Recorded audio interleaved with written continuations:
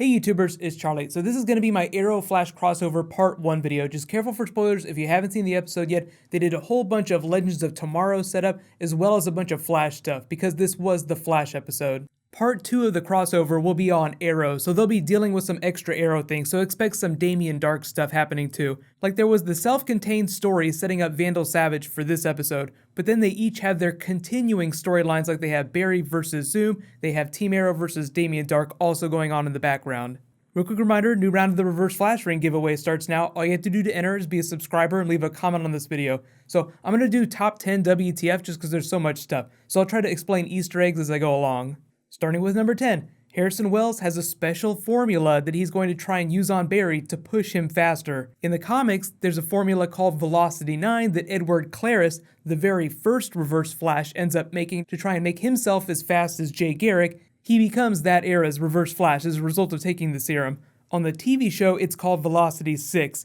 Now, Andrew Kreisberg, the showrunner, said that we would see future iterations of this. They'll probably get to Velocity 9 through the back half of the season. But he said the mystery is going to be who ends up taking the serum, because Jay Garrick's all about keeping it away from Barry. Speaking of which, on to number 9. Jay Garrick comes back, he's been gone for a while, saves Harrison Wells, they have a moment, so they're not best friends or anything, but we know that the serum will work if Jay takes it again. So maybe if they refine it, Jay takes more of it, the effects will last longer. But I think the way Jay reacted to this definitely throws some water on the theory that he might be Zoom. He was never my favorite on like the list of people that could possibly be Zoom, but there were some moments in earlier episodes where you could argue that he was acting really strange, like he was never around when Zoom was around, but we did see that sequence with them at the beginning of the season, so I do think that Jay Garrick is not Zoom.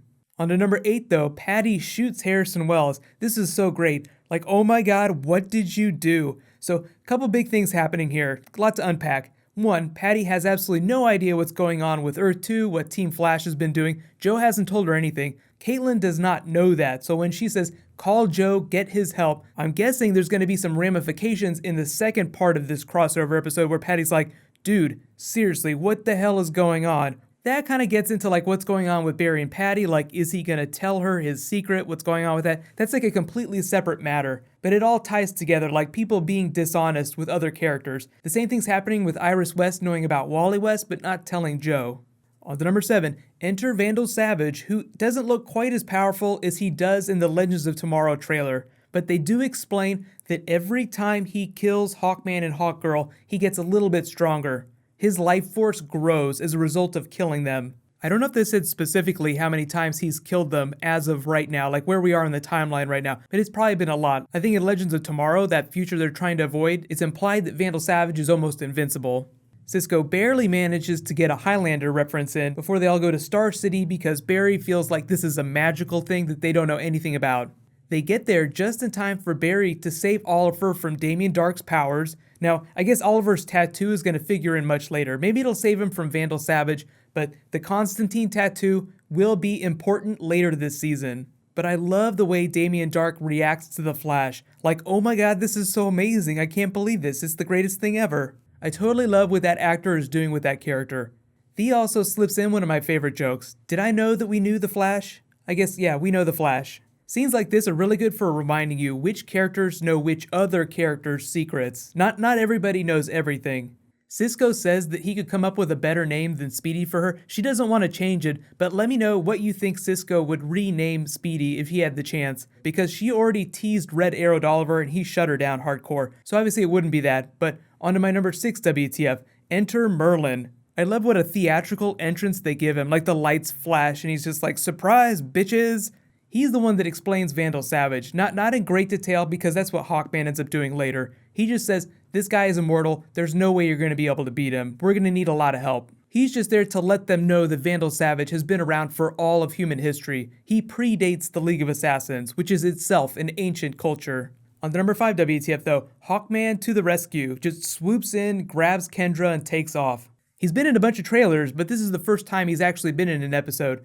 If you haven't watched the animated series, there's been a bunch of versions of Hawkman on the screen. Like the last live-action version of the character was played by Michael Shanks during Smallville. That was like the older version of Hawkman after Hawkgirl had already died. So like imagine much older versions of these characters.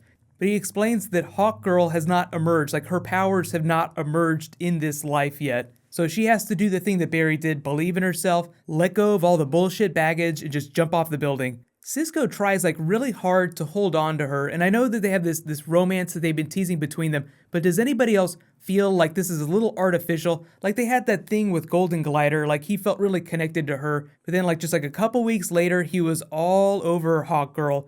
It kind of feels like the only reason that Cisco relationship exists is to create the drama of this moment right here. Give her character a reason to want to be normal. Like all the characters have superhero things that they do, like using their powers, fighting villains, and then they have the normal stuff. Like normal stuff for Barry is when he's hanging out with Patty. Then there's all the time he's acting as the Flash, defeating villains using his powers. So I think this Cisco thing is just meant to be like the normal stuff for Hawkgirl. So she'll have like Hawkgirl mode, then she'll have Cisco mode when she's just like being normal with Cisco. But this is the CW, it's all about love triangles, so of course you have Hawkman, we've been lovers across space and time. So I think her whole thing with Cisco there is where she's like, maybe things are holding me back, I need to embrace my destiny. Just means that she's gonna go off and be on Legends of Tomorrow, and she'll just continue to think of Cisco fondly, but I'm not expecting any crazy romance stuff between the two of them. So if you're not really down with that, don't worry, I don't think they're gonna beat you over the head with it.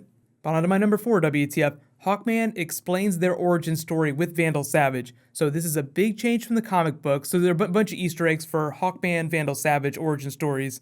It kind of gets into Legends of Tomorrow stuff, but you see the meteor here getting ready to strike the pyramid, and it looks like it happens around the same time that Vandal Savage kills Shiara, or Hawkgirl, however you want to think about her, for the first time with one of the nth metal daggers. Now I don't know if they're going to call this mineral nth metal, but that's basically what it is. In the comics, the reason that Hawkman and Hawkgirl keep getting reincarnated is because a character named Hath-Set, who's different from Vandal Savage, ends up killing them with nth metal daggers, and because of the magical properties, it curses them and begins the cycle of death and rebirth, like this constant reincarnation. So when Vandal Savage says that he has to keep killing them to feed his life force, that's like a Hath-Set story. Vandal Savage's origin story is all about getting struck with a meteorite that gives him immortality and evolves his brain, makes him super smart. So what they've done is they combined the meteor origins of Vandal Savage with the nth metal murder origins of Hawkman and Hawkgirl, and just tied those together. Hopefully what they'll do in the second part of the crossover is we'll see a couple more flashbacks, but I think they're going to push a lot of Vandal Savage storyline to Legends of Tomorrow. And they did. They announced the premiere is going to be Thursday, January 21st, I believe. So it'll be Flash on Tuesdays, Arrow on Wednesdays, and then Legends of Tomorrow on Thursdays.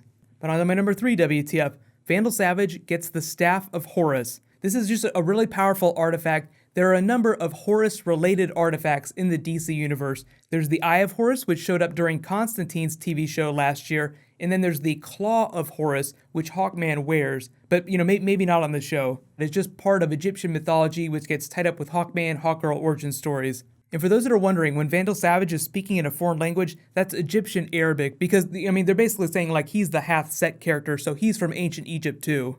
But on to my number 2 WTF, Hawkgirl activates her powers, so she has her wings now. It looks like part 2 of the crossover is when Hawkman gives her her armor. Now as she's talking to Hawkman through the episodes, she starts to have flashes of her previous life, so I think she's going to unlock her abilities a little bit faster than, say, Barry does, because Barry doesn't know what it's like to be the ultimate version of the Flash yet. All Hawkgirl has to do is just remember her previous life, and she'll be like, oh, I remember how to fly around, I remember how to do this. But finally, on to my number 1 WTF, Oliver bumps into his son, who is not Connor Hawke. I know everyone's wondering about this because they posted a promo where Oliver goes up to the house. I did a video for it the other day. So we already knew that Oliver was going to find out that he had a son, but he's calling him William. So there's one of two things that could be happening. It could be like Thea, where Thea's name is Thea Dearden Queen. She is the Mia Dearden Speedy from the comics. They could just be messing with the Connor Hawke name a little bit. Or this could just be a completely original character of the show. And yes, a lot of you guys have asked me, do I think that the son or the mother is going to be the person in the grave at the end of the season, the one that they teased? I don't necessarily think that's going to be the case. I still think it's going to be either Diggle or Quentin. It's a long ways off, so we'll just have to see what happens with this son in the next episode, figure out where Oliver's going to go from here. What might end up happening is we'll just see the child once a year during the special crossover episodes. Last year we just got the tease. They might do the same thing once a year. Given the trajectory of the Oliver character, it seems like he'd try to have a more normal relationship with it, but given his superhero life, he's probably going to try and keep him away. Look, my life is very dangerous, I don't want to get you tied up in this, but I would like to be part of my son's life. So let me know in the comments below, what was your guys' favorite moment from the episode, and who do you think is going to be taking the Velocity 9 formula in the future? Like, do you think Harrison Wells himself is going to try and take it, or do you think that Jay Garrick will cave and take it to try and help Barry defeat Zoom? There's really like so much going on, and they haven't even aired the promo for episode 9 yet, which is when we're going to get to see Wally West for the first time. That's like a whole other thing we'll have to wait till next week to talk about. We are still in the thick of Hawkman, Hawkgirl origins. There was a short promo that they aired during the episode for Legends of Tomorrow. It had a little bit of new footage, but most of the stuff we've already seen. So like if you've watched my trailer video for that, then you pretty much know what's going on. So what's going to happen next? There's some really big stuff happening Wednesday night. There's a full Batman v Superman trailer that's dropping. That's going to be like way late in the night, so I might finish my Arrow video before that posts. So generally just be aware that a bunch of stuff is going to be dropping tomorrow night. You follow me on Twitter and Facebook, and I'll be posting updates about when videos are coming. If you guys haven't seen it yet, you can click here for my Batman v Superman teaser video, and you can click here for the Legends of Tomorrow trailer. Thank you so much for watching, everybody. Let's high five. I'll see you guys tonight.